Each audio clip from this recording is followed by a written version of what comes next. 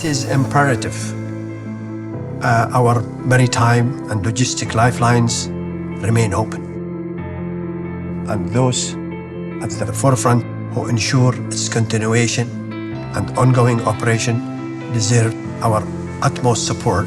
and respect. We hail this initiative by Abu Dhabi ports and invite all ports, all those who are associated with maritime, either in UAE or beyond, to join us, to sound the horns of hope